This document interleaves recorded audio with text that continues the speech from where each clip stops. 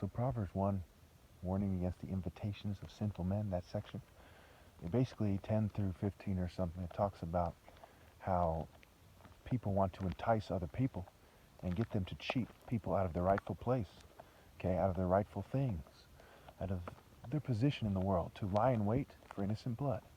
This has various applications, obviously. They're lying in wait to cheat me and all my potential offspring out of their rightful place. Attractive women have joined them. Later on in Proverbs, it talks about the wayward slut saying that stolen water is sweet. So these people want to take ill-gotten gains. Proverbs 1, the first chapter in Proverbs, says this is the wisdom that cannot be contradicted by any scripture in the Bible. If you go after ill-gotten gains, you are done. What is worse than cheating the top martial artist out of his right to lead? And when you're an attractive woman, what is worse than making yourself receptive to these various forms of filth in the world, these cultures that are allowed in the world because they're bitches? Do I have to explain how colonialists went around the world and stealing things? And people testify against themselves and the colonialists when they say that, hey, you stole our land. Yes, they stole your land. They stole the Aborigines' land, the Native Americans' land. By proxy, using proxy groups, they stole my tribal land. So why would you people take on their cultures? Why would you breed with their energies, their sentiments? Why would you suck a racist, white colonialist and neo-colonialist dick? Okay, you believe that stolen water through the colonialist bitch that we all know is guilty is sweet. You've accepted their scientific racism, their conceptions of human worth, romantic worth, and racial supremacy. They said, join us. To all the token minorities, they joined them. All the people pretending to be field niggas who at this point are basically token minority pussies. They joined them. I'm a transcendent martial art hero from the royal line. I refuse to join them. I'm the only person on the planet doing the right thing. It's very straightforward. If you cheat me out of my right to lead, then you are laying in ambush with them to cheat me and my offspring.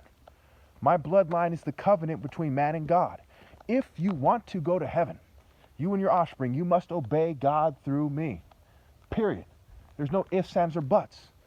The throne is established through righteousness, not cheating me out of my generational inheritance when I am righteous.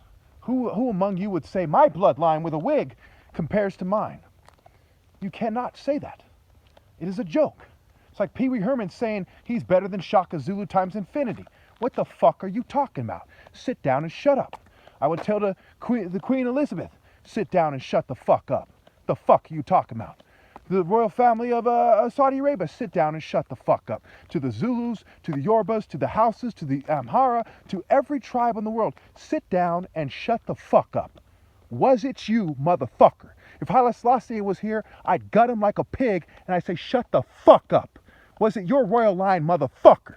You are a pipsqueak pussy compared to me. I tell everybody, and I'm telling you all right now in the name of God, on this issue, shut the fuck up.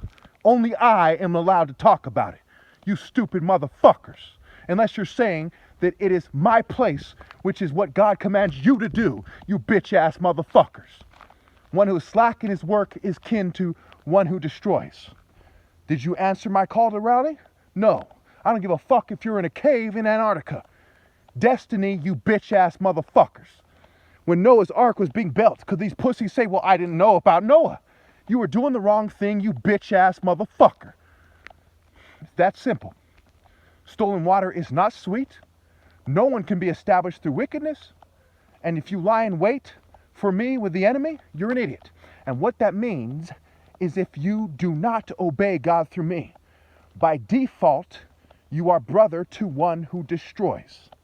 It's that fucking simple. Because what they're doing in a calculated manner with representatives from every culture that is allowed one way or another is they're cheating me out of my right to lead, the admiration of potential wives, and the ability to plant my seed in a suitable helper on a planet where I'd have a fair chance to make my case and do God's work. There's no way around this argument. It is crossroads stuff. Core scripture. The throne is established through righteousness. You will say to the hells, fall on you by your actions. but that will not stop your eternal suffering. You will say to God and his son, stop torturing us forever, we're just bitches, and that will not stop the eternal suffering. As you wage war against God in the most despicable manner by cheating me out of my right to lead, so you will have the war. Of course, God accepts your challenge, you pitiful fucking evolved sacks of shit. And you will have your eternal suffering as a result, you stupid bet against God type motherfuckers. How stupid could you be? Stupidity is no excuse for waging war against God. You know way the fuck better. It's in an information age. You're in formation to wage war against God. You bitch-ass liberals.